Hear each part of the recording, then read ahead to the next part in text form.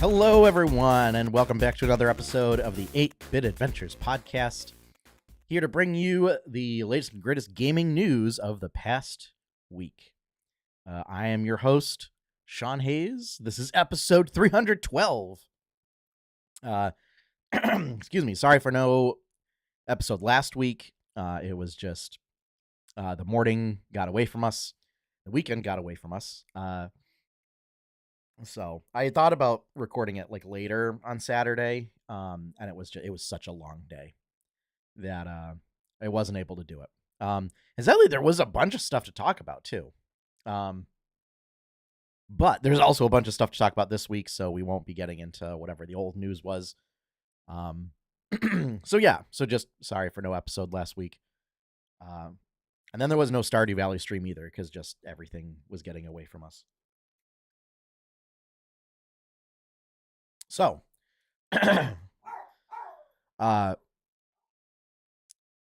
yeah.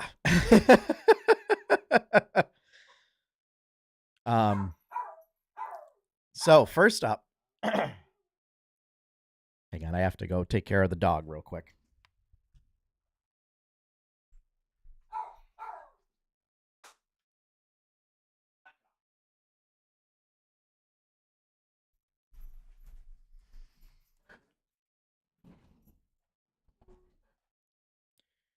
Oh, well, I'll fix that in post. Was my wife had to go to the grocery store, and so the dog's freaking out about it. All right, so let's see, where was I? All right. So yeah, we've got a bunch of stuff this week. Most of the news is dominated by sort of the Nintendo lawsuit. So like everybody picked up that story.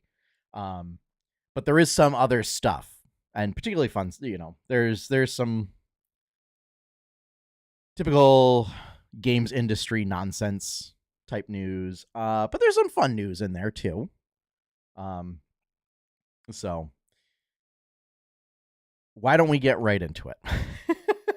So let's talk about this week's news.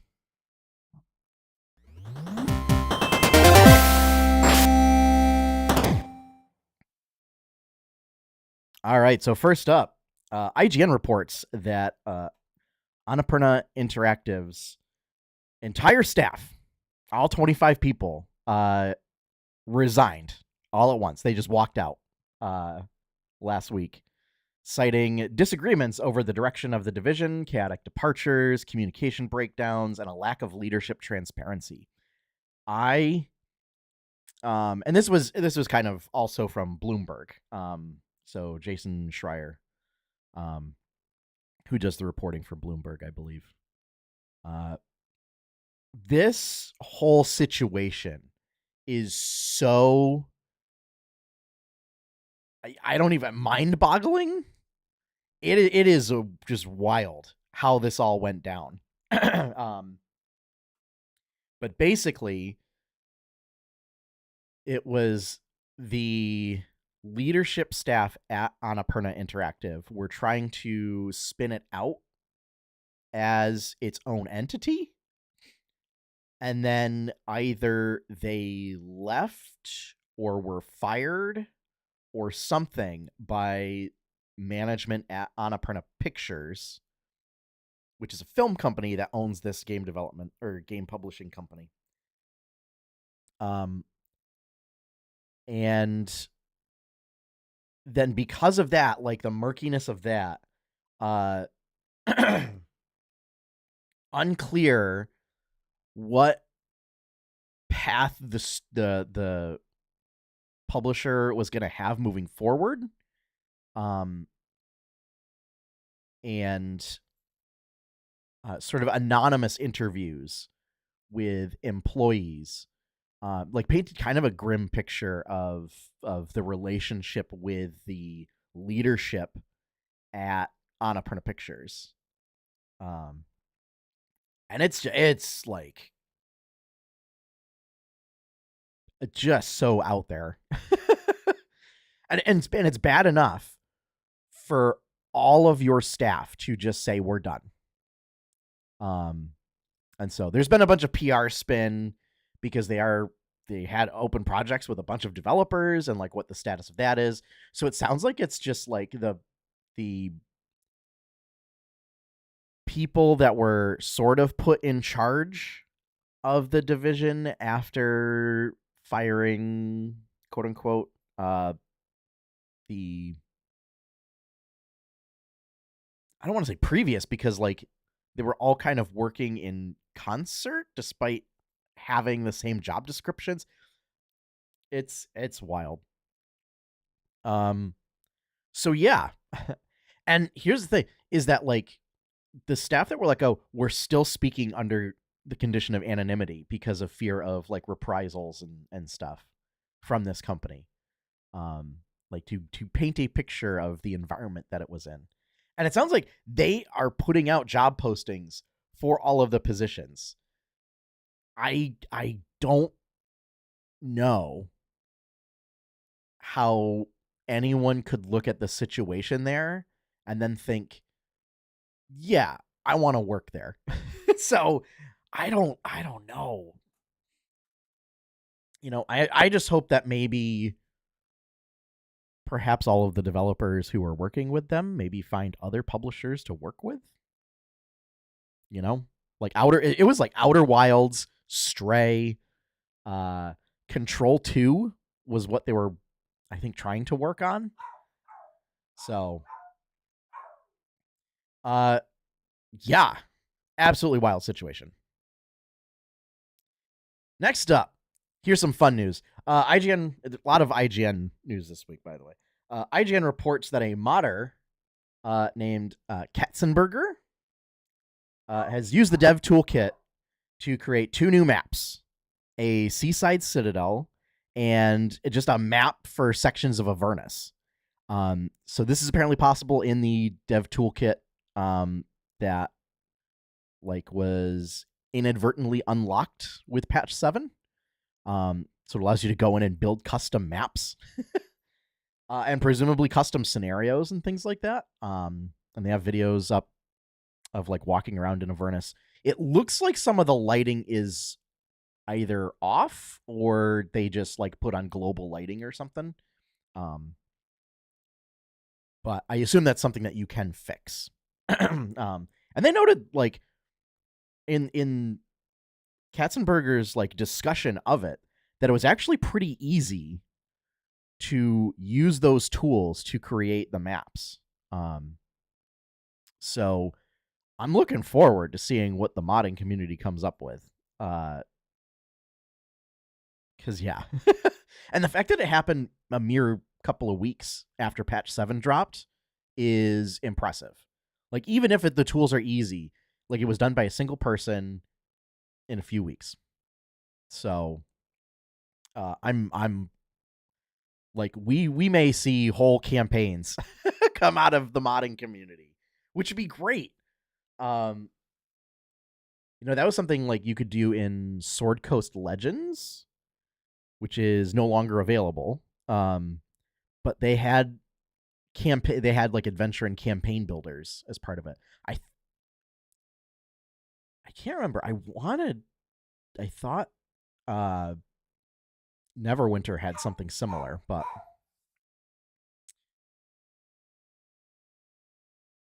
next up, Kotaku reports that Ryan Ellis, game director at Firewalk, the developer of Concord, has resigned. The remaining staff at the company are anxious about their future.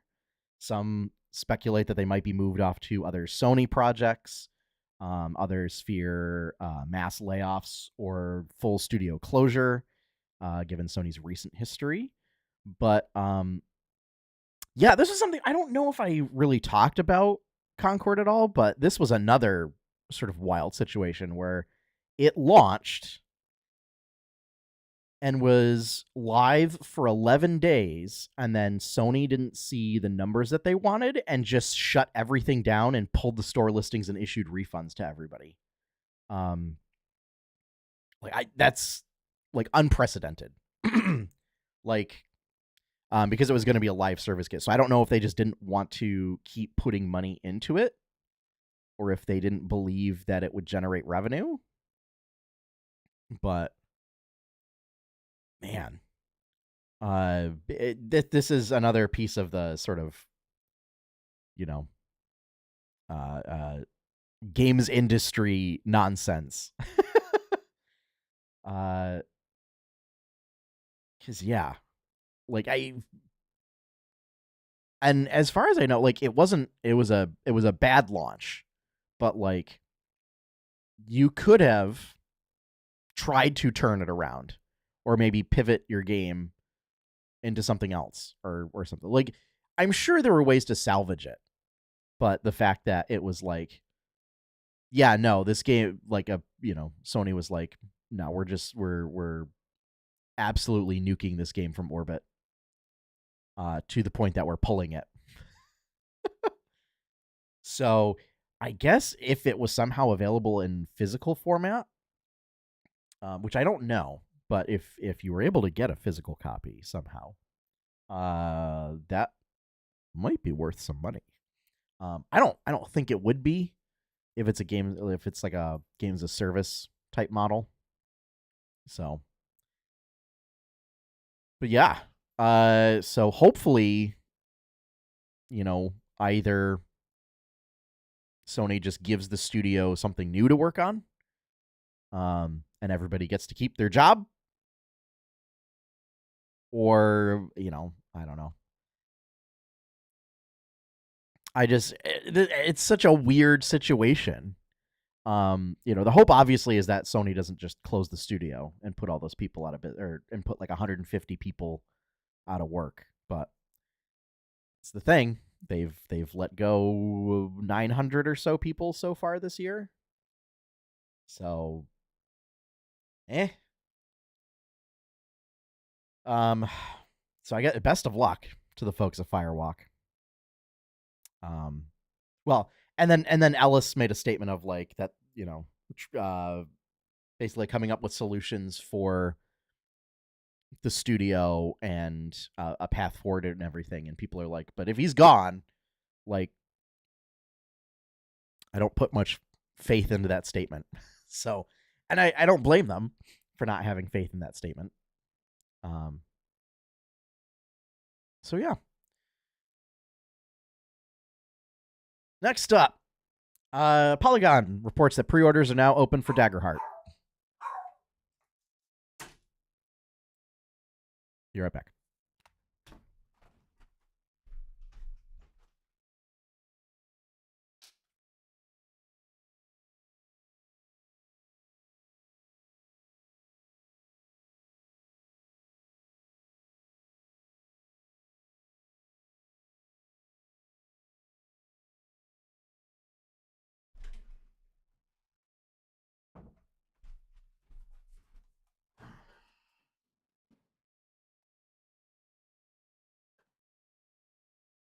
All right, let's try that again. Polygon reports that pre-orders are now open for Daggerheart, Darrington Press's TTRPG. So I did a little bit of the play test to see some of the game systems, but I didn't see much of it. I know that they have, was it like the hope and fear dice mechanic? So it's like you roll 2 dice when you do everything, and like the higher one, and like whether you succeed or fail, like the higher one informs kind of the tone of the action you take. So I know that there's like a standard edition and a limited collector's edition bundle. Because I remember seeing the price of the collector's edition was like $150. So I don't know if that includes 3 books. But yeah. So that's just a quick piece of news for folks who are maybe looking for an alternative to Dungeons and Dragons. I know it's being billed as being more accessible than D&D. but I don't know how true that is. uh, and as far as like if you're looking for it to be less complex, I don't know if it mechanically is less complex than Dungeons and Dragons. Like I think it might be less tactical. It's certainly focusing more on narrative, but I think it's still got maybe the same, roughly the same level of math involved. So, all right, big story this week. Basically every gaming news site out there is commented, reported on the fact that Nintendo and the Pokemon Company International have filed a lawsuit against Pal World developer Pocket Pair. Now, notably, everyone kind of expected a lawsuit for copyright infringement or trademark infringement due to the character designs. It looks like that they've instead gone with patent infringement, and it's been filed in Japan, I believe in Tokyo specifically. So, a couple things to note about this. One is that we don't know what patents were infringed. There is some speculation about it being like Pokeball type mechanics in a 3D environment. That is speculation because we don't know.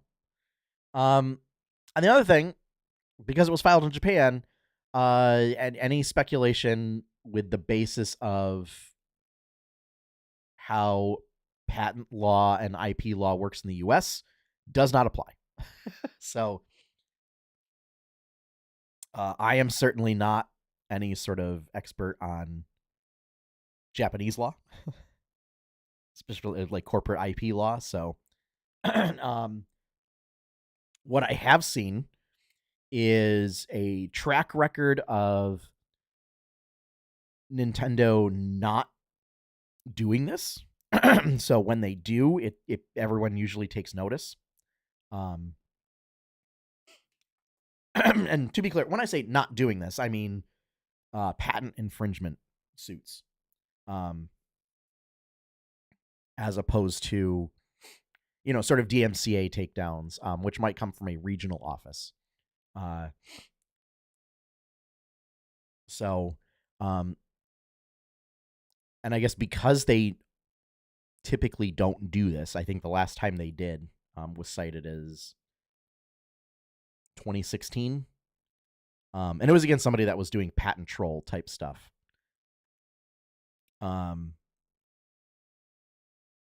That the community over in Japan looks much more favorably upon it than, you know, everyone that's losing their minds in the US over, you know, big bad Nintendo picking on Pocket Pair. So here's the thing. I am not surprised. I'm not surprised that some sort of suit was filed. You know, and Pocket Pair, it seems shocked, which I think is just PR spin. I cannot imagine that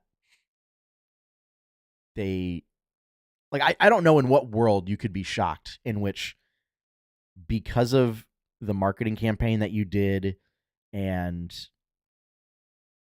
how close of, like, it's almost like a parody game that just happens to be more about base building and crafting and survival than, you know, your typical monster catching game.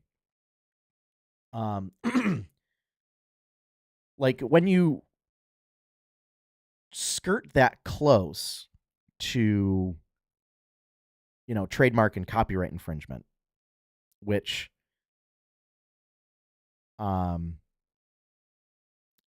you know, to be clear, I think they're on the safe side of that as far as like their creature designs and stuff.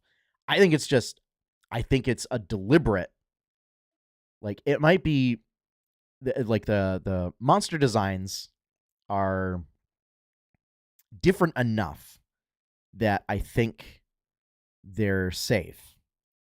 However, I think when they are made intentionally that close, is you are making a statement.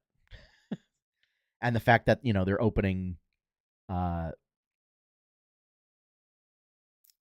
marketing campaign was basically like Pokemon with guns.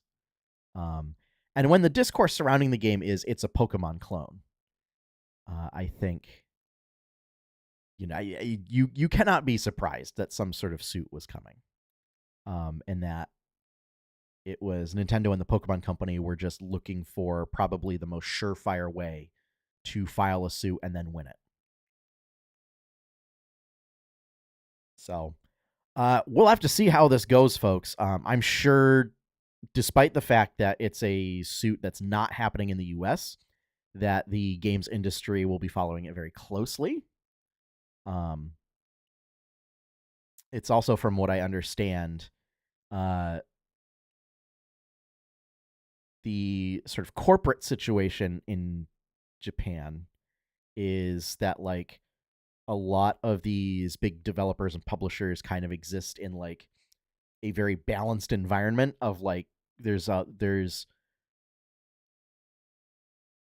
like a gentleman's agreement over what's okay and what's not, and in terms of mechanics and what you can get in patents and what you can get away with and everything.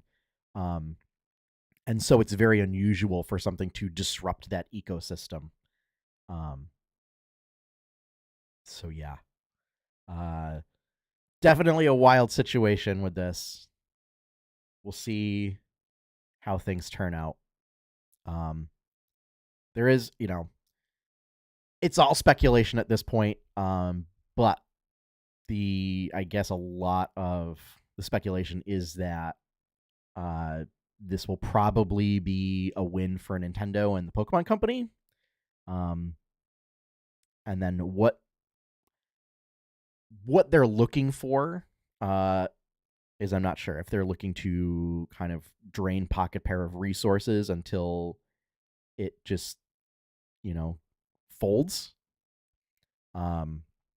Or if they're just looking for Pocket Pair to just change some of the mechanics in the game to make it more different. I think that is probably the most likely outcome. And again, no legal expertise whatsoever. But my guess would be that it would be satisfactory. It might be like some sort of damages plus, I don't think it's I don't think it's a case where they're going to force Pocket Pair to delist the game. I don't think that's the case. It was also everybody speculating that Sony and Microsoft are going to jump into the fray and fight this as well. I don't think they will.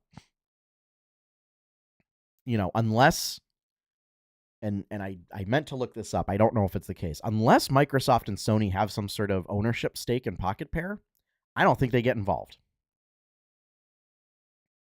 I really don't. And I think people are overstating how important, quote unquote, of a franchise Pal World is to those platforms. Because it's not a franchise. Like it's a singular game.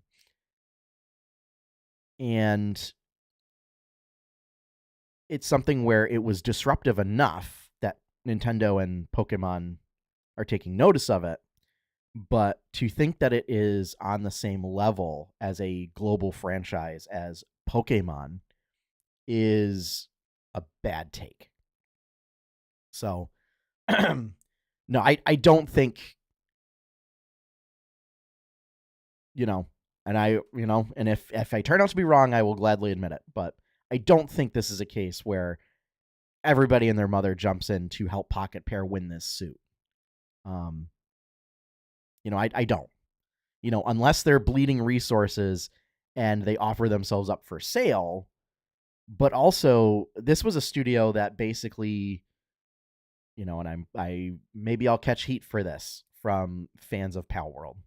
Uh, from what I understand, this was a studio that basically just churned out low effort games and then just happened to get lucky with the Pal World concept. Like they just make games that are, I don't want to say rip off, but like, because that implies a negative connotation. Um, and it's not what they did with Pal World. I don't think. I think there is enough of a novel concept in there, but it's basically an open world Pokemon game. Like it's if you were to combine, Minecraft and Pokemon a little bit, or well, I say it's Pokemon in the survival genre. Like that's what it is.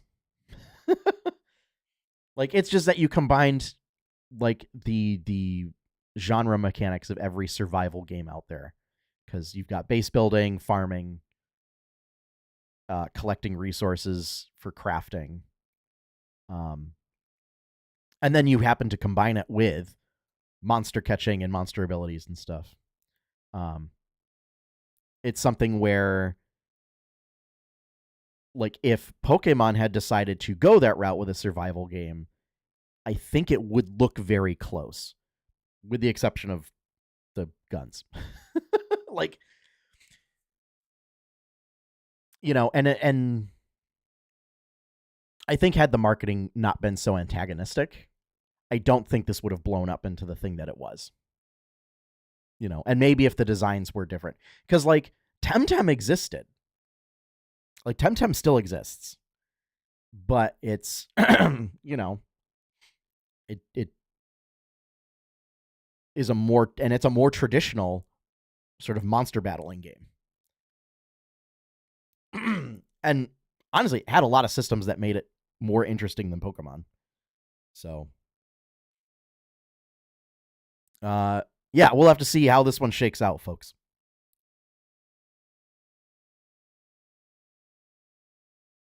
Finally, our last bit of news. GamesIndustry.biz reports that Square Enix has confirmed sales of Final Fantasy VII Rebirth and Final Fantasy XVI did not meet expectations. Now, there's probably two things at work here. One, I think, is perhaps their sales expectations were too aggressive, because that's always a thing. Since they still posted, like, really big profits. So it certainly might be one of those, like, well, we knew it was going to sell, all of these units and be a successful game launch. But we expected it to be a more successful game launch, and therefore it failed. Well, at the same time, I do think, in the case of Final Fantasy 16, I think moving that, and I think this was also the case with 15, but moving it toward that sort of action and making it an action RPG, might have hurt the game's popularity. Maybe. And I remember watching some footage. And I don't know. I remember when 16 launched, like, it just was not very popular compared to previous launches. I also don't know if there's just, like, Final Fantasy fatigue at this point. And if people were more excited for the FF7 remake series than they were for, like, a new game. It's just weird because, like, Square Enix is killing it with Final Fantasy 14.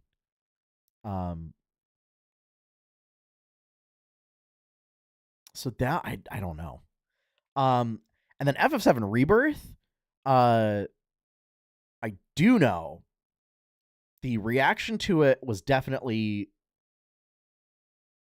more muted than it was from FF7 Remake.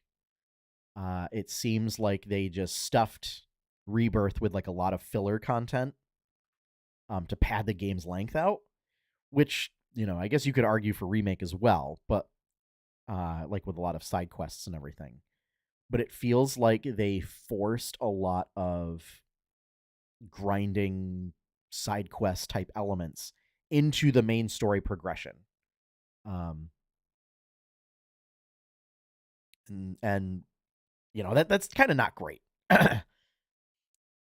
So now it sort of begs the question of like, how long is this series going to be then? Because I thought it was going to be a trilogy.